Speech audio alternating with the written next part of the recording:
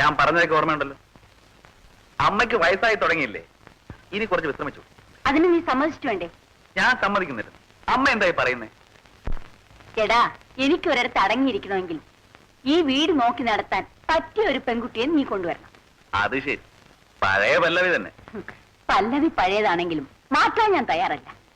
എനിക്ക് വയസ്സായി വരുന്നു നീ തന്നെ സമ്മതിച്ചാണല്ലോ.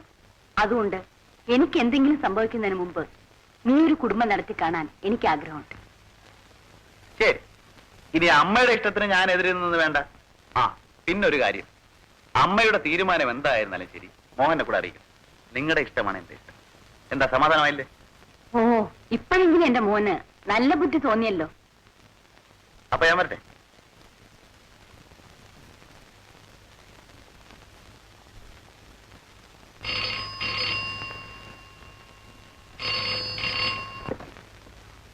ഹലോ, മോഹൻ കുഞ്ഞാണോ? എന്താ കുഞ്ഞേ? നാളെ തന്നെ വരുമോ? ആ ആ ആ പൂജാമുറി? ആ ആ ആ പിന്നെ ആ ആ ശരി. ആ ആ കുഞ്ഞ് പറഞ്ഞ എല്ലാ ഏർപ്പാടുകളും നാളെ തന്നെ ശരിയാക്കാം. ആ ഓ ശരി. ഓ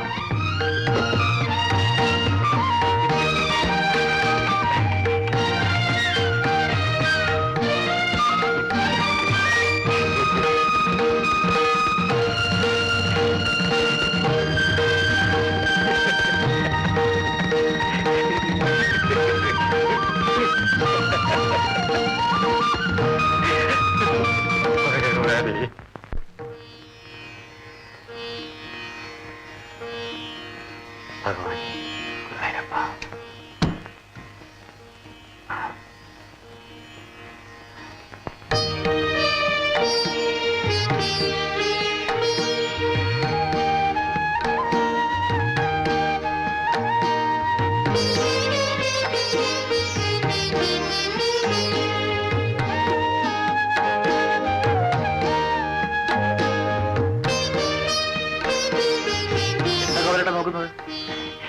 ഒന്നുമില്ല. പൂജാമുറിയില് വിളക്ക് കൊടുത്തിട്ടില്ലേ?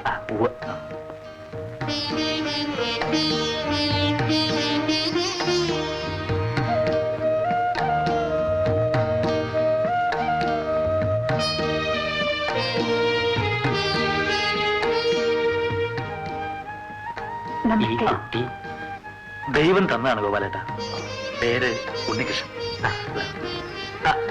കാറില് ഫീഡിംഗ് ബോട്ടിലും ഫ്ലാസ്കും ഇരിപ്പുണ്ട്. അത് ചുടുവെള്ളത്തിൽ കൈ വെക്കുക. പിന്നെ ഞാൻ പറഞ്ഞ പോലെ പശുവിനെ വാങ്ങിച്ചിട്ടില്ലേ? ഓ, വാങ്ങിയിട്ടുണ്ട്. പാല് കാച്ചി ഫീഡിംഗ് ബോട്ടിൽ ഒഴിച്ചു വെക്കുക. അവൻ വെച്ചിട്ടുണ്ടാവും. ഞാൻ ഒന്ന് കുടിച്ചിട്ട് വരാം.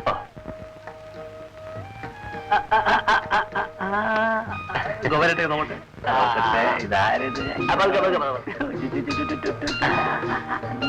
ഇതാരാ നോക്കിയ പുതിയ വിരുന്നുകാരൻ. ഉപദ്രവിക്കില്ല, ഉപദ്രവിക്കില്ല. ഉറങ്ങട്ടെ, ഉറങ്ങട്ടെ, ഉറങ്ങട്ടെ.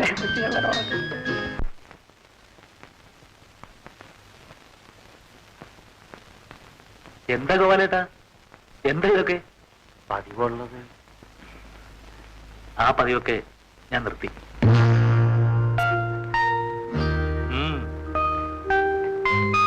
കുഞ്ഞി, പ്യൂറോയിൽ ഇനി ഇരിപ്പുണ്ട്. സാരമില്ല, അത് കൊടുത്ത് കളഞ്ഞേക്കും. ഓ ഓ ഗോപാലേട്ടാ, എനിക്കുള്ള ചായ വേണം.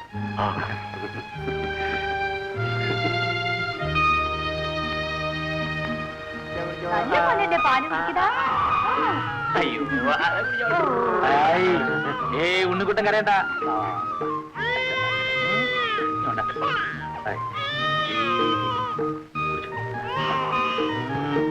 കുടിച്ചോ.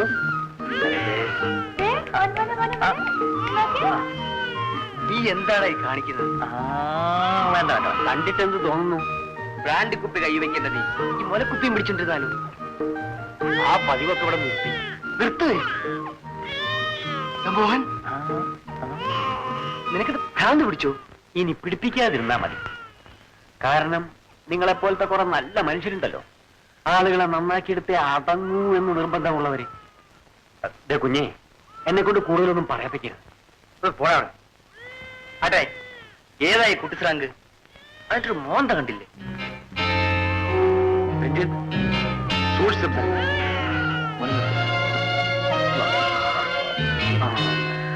നീ അമലക്കുപ്പി എടുത്തോ.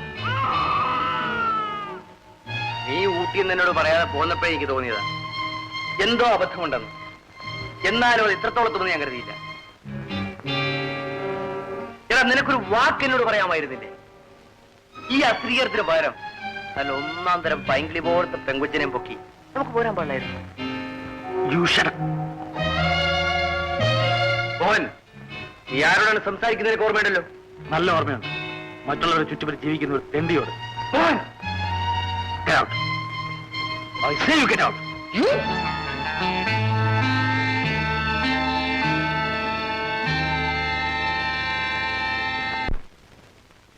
പ്രിയപ്പെട്ട സുരേഷ് കുഞ്ഞ്, ഡൽഹിയിലെ താമസമൊക്കെ എങ്ങനെയിരിക്കുന്നു?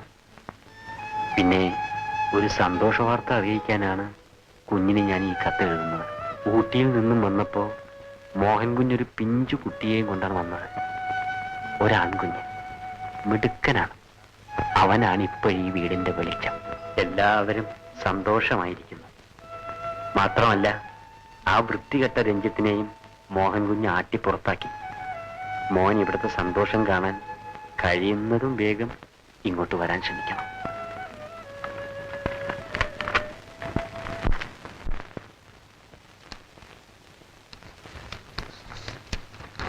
മോഹനേട്ടാ,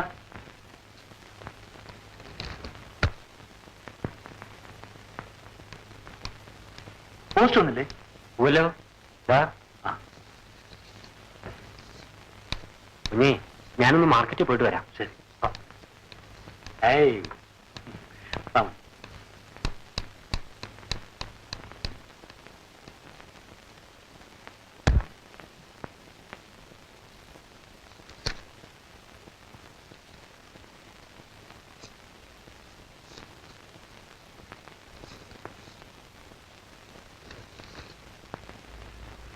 അരുമനെ.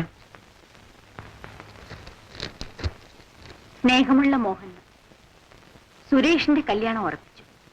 നിന്നെ അന്വേഷിച്ച് 2 പ്രാവശ്യം ഞാൻ ആളയച്ചിരുന്നു. നിന്നെയും കൂട്ടിപ്പോയി പെണ്ണിന് കാണണമെന്നായിരുന്നു സുരേഷിന്റെയും എന്റെയും ആഗ്രഹം. പക്ഷേ നീ അവിടെ ഇല്ലാതിരുന്നതിനാൽ അത് സാധിച്ചില്ല.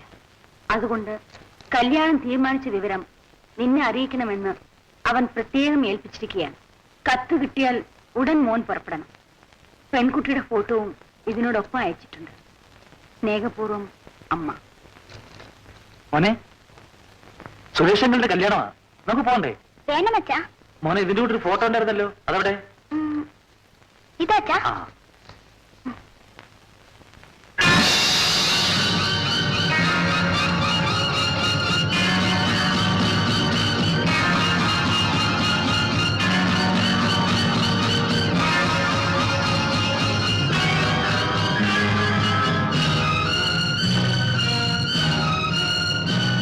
മോനെ, അപ്പുറത്തേക്ക് കളിക്കും.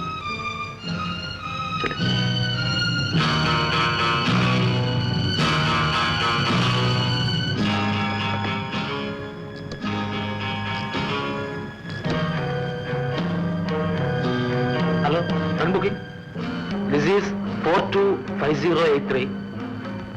Call to Delhi 885301. EP mister Suresh. Urgent. Ticket number B42. Okay.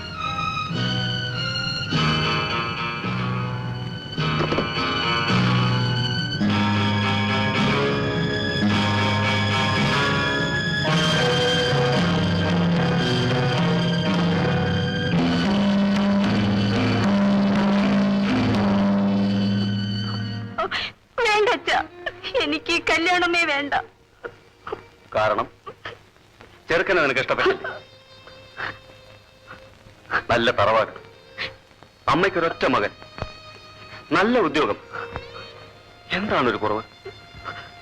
ഇനി മറ്റൊരാളുടെ ജീവിതം കൂടി നശിപ്പിക്കാൻ ഞാൻ തയ്യാറില്ല. ഓ, അത് ശരി.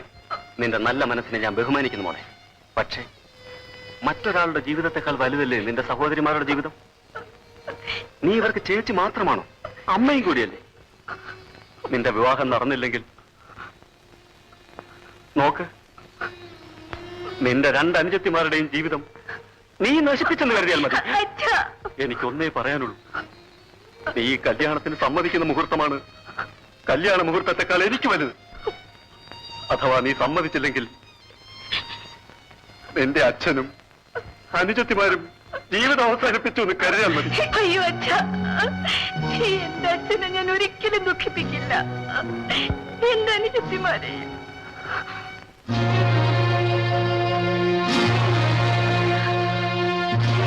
ഈ വിവാഹത്തിന് എനിക്ക് സമ്മതമാണ്.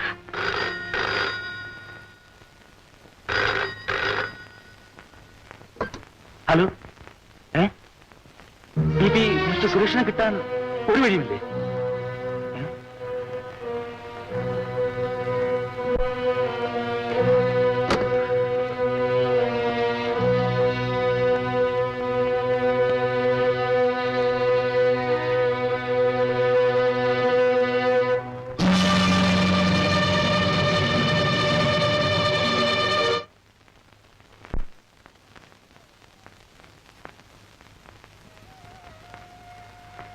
ഗീതേ, ഒരു കാര്യം പറയാനുണ്ട്.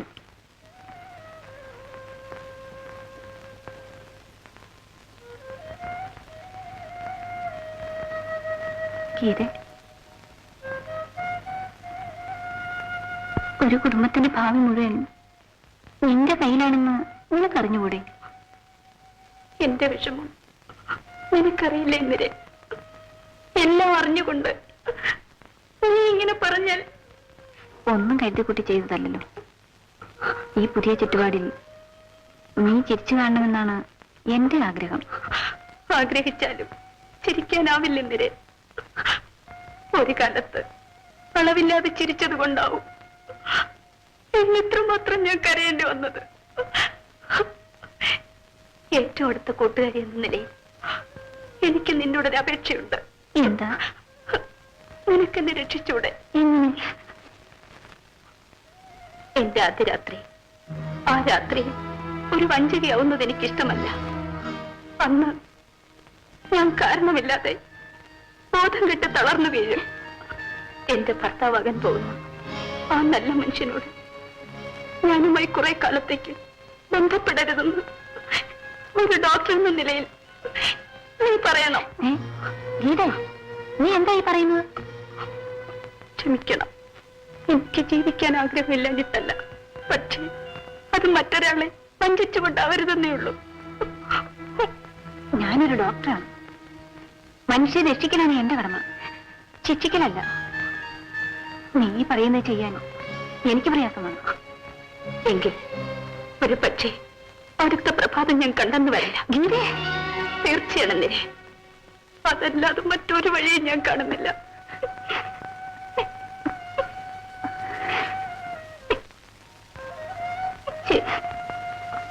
നിനക്ക് വേണ്ടി ഞാൻ എന്തും ചെയ്യാം,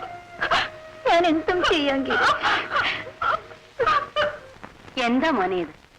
നിനക്ക് 2-3 ദിവസം മുമ്പ് വന്നൂടായിരുന്നോ? ഞാൻ ആകെ പേടിച്ചുപോയി. മോഹൻ വന്നില്ലേ? ഇല്ല, വരുമായിരിക്കും. ഞാൻ എല്ലാം വിശദമായി തന്നെ എഴുതിയിട്ടുണ്ട്. ആ, നീ അകത്തേക്ക് വാ, ഒന്ന് ആഹാരം കഴിക്കും. അമ്മ പോയി കഴിയാമ.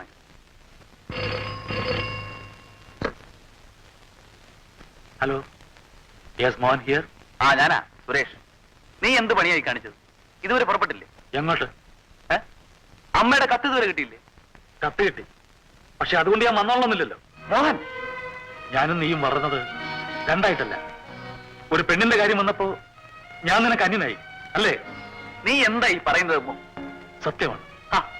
ഇത്ര സില്ലിയായ ഒരു കാര്യത്തിന് നീ ഇങ്ങനെ സീരിയസ് ആയാലോ മോഹൻ? എന്ന് തന്നെ വെച്ചോളൂ. എടാ, ഞാൻ നിന്നെ സ്നേഹിച്ചിരുന്നു എന്നും. ഇന്ന സ്നേഹത്തിന് വലിയ അർത്ഥമില്ലെന്ന് എനിക്ക് മനസ്സിലായി. ആത്മാർത്ഥ എന്നൊക്കെ പറയുന്നത് വെറും വാക്കുകളാണെന്ന് നിന്റെ പെരുമാറ്റമാണ് ഞാൻ ബോധ്യപ്പെടുത്തിയത്. മോഹൻ, ഞാൻ കൂടുതലൊന്നും പറയാൻ ഞാൻ ആഗ്രഹിക്കുന്നില്ല. കഴിയുന്നതും നമ്മൾ തമ്മിൽ കണ്ടുമുട്ടാതിരിക്കുന്നതാണ് നല്ലത്. അന്തസ്സും അഭിമാനവുമുള്ള ഒരു പോലീസ് ഓഫീസറല്ലേ നീ? നിന്റെ മാന്യത നഷ്ടപ്പെട്ടിരുന്നുണ്ടെങ്കിൽ നീ ഇങ്ങോട്ട് വരരുത്.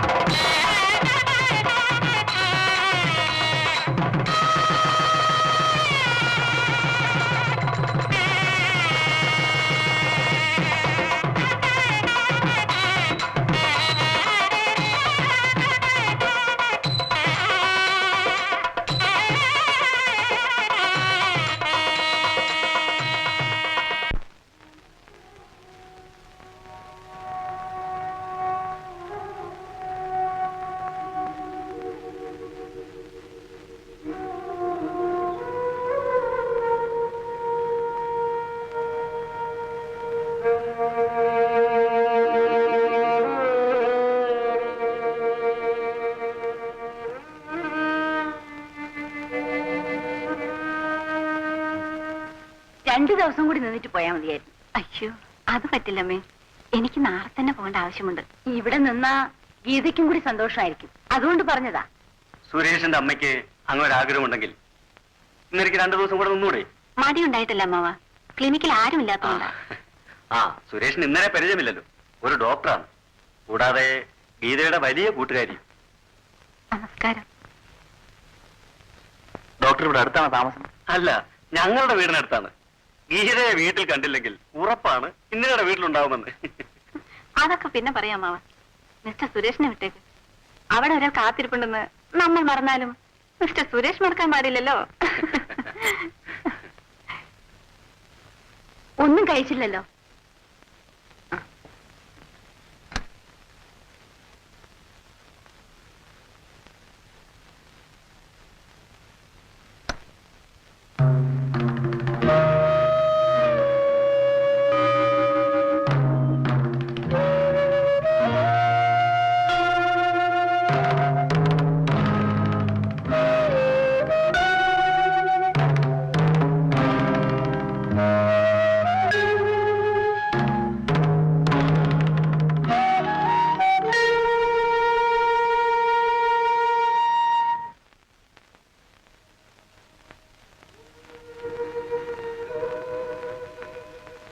എന്തു പറ്റി അമ്മാവ? ഒന്നുമില്ല മോനെ, ഒന്നുമില്ല. ഇങ്ങനെ പറഞ്ഞ ഉണ്ണിക്കുട്ടി ഇനി മിണ്ടൂല. അയ്യോ മോനെ, അത് മാത്രം ചെയ്യല്ലേ മോനെ. പിന്നെന്തിനാ അമ്മാവൻ സങ്കടപ്പെടുന്നേ? അത് മോന്റെ അച്ഛൻ ഇന്നലെ മുതൽ ഊണ് കഴിച്ചിട്ടില്ല മോനെ. അമ്മാവൻ കഴിച്ചോ? ഇല്ല. എന്നിട്ട് അമ്മാവൻ ഇതുവരെ എന്നോട് പറയാഞ്ഞത് എന്താ? അത് പിന്നെ എന്റെ മോൻ സങ്കടപ്പെടരുതെന്ന് വിചാരിച്ചിട്ടല്ലേ. ഞാൻ ഇപ്പൊ വരാം അമ്മാവ.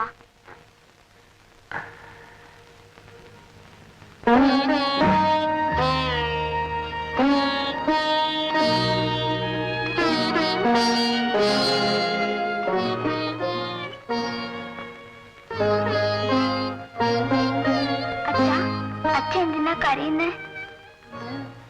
ഒന്നുമില്ല മോനെ. എന്താ അച്ഛാ, ഞങ്ങള് മരിച്ചുപോയോ? ഇല്ല.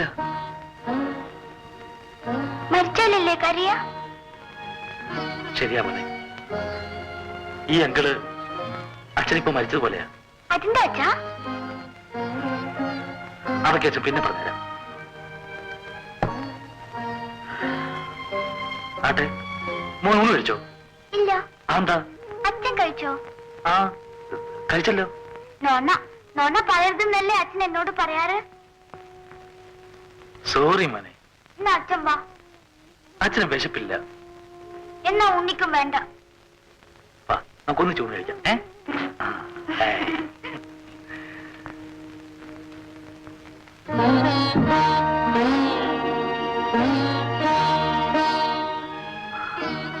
ഞാൻ പറഞ്ഞതിൽ നിന്നും ഞങ്ങൾ തമ്മിലുള്ള ബന്ധത്തെക്കുറിച്ച് ഏതാണ്ട് ഗീതയ്ക്ക് മനസ്സിലായി കാണുമല്ലോ. ഒരുപക്ഷെ ഞങ്ങൾ തമ്മിൽ എന്നേക്കുമായി അകലാനായിരിക്കുമോ നമ്മുടെ വിവാഹം എന്ന ദുഃഖം മാത്രമേ എനിക്കുള്ളൂ. ഞാൻ കാരണമാണ് ഈ അകൽച്ച ഉണ്ടായതെങ്കിൽ നിങ്ങളെ ഒന്നിച്ചു ചേർക്കാൻ ഞാൻ എന്റെ കഴിവുകൾ മുഴുവൻ ഉപയോഗിക്കാം. Thank you Geetha. ആ മനസ്സ് മാത്രം മതി എനിക്ക് സമാധാനം തരാൻ. ഇത്രയും നിസ്സാരമായ ഒരു കാര്യത്തിന് പിണങ്ങാൻ മാത്രം വിട്ടിയല്ല മോഹൻ. എന്നിട്ടും അവൻ എന്നോട് ഇങ്ങനെ പെരുമാറാനുള്ള കാരണം എന്താണെന്നാണ് എനിക്ക് മനസ്സിലാകാത്തത്.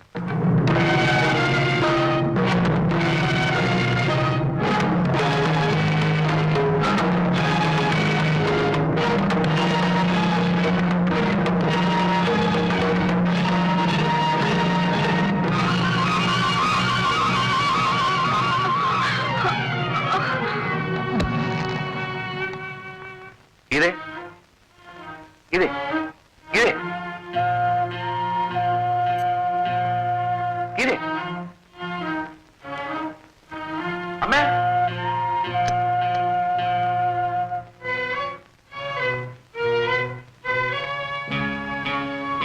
മോളെ, അയ്യോ ഇതേ മോളെ.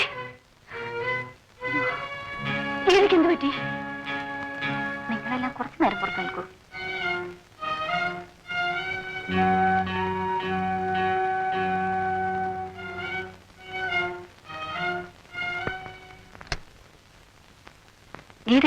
എഴുന്നേൽക്കാൻ. അവരൊക്കെ പോയിടി. വളരെ നന്നായിരിക്കുന്നു നിന്റെ അഭിനയം. എഴുന്നേൽക്കാൻ. എടി.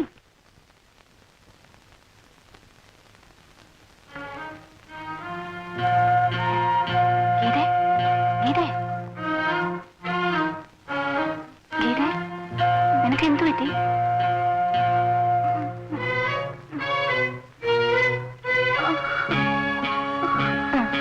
ശരിക്കും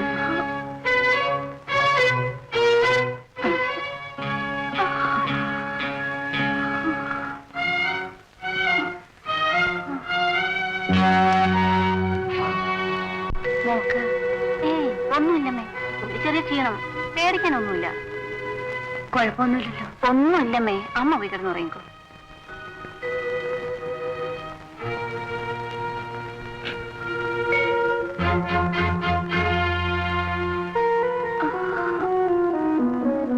ഡോക്ടർ, ഗീതയ്ക്ക് പേടിക്കാനൊന്നുമില്ല.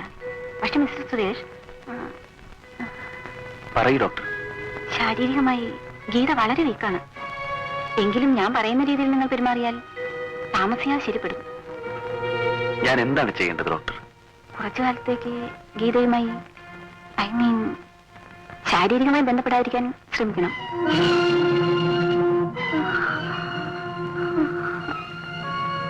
ശരി ഡോക്ടർ. മറ്റൊരു കാര്യം, ഈ വിവരം എന്റെ അമ്മയെ ഒരിക്കലും അറിയിക്കരുത്. അവർക്കൊരു പക്ഷേ അത് താങ്ങാൻ കഴിഞ്ഞെന്ന് വരില്ല. ശരിയാണ്. അമ്മ ഇപ്പോൾ മറ്റൊന്നും അറിയണ്ട. ഞാൻ വരട്ടെ.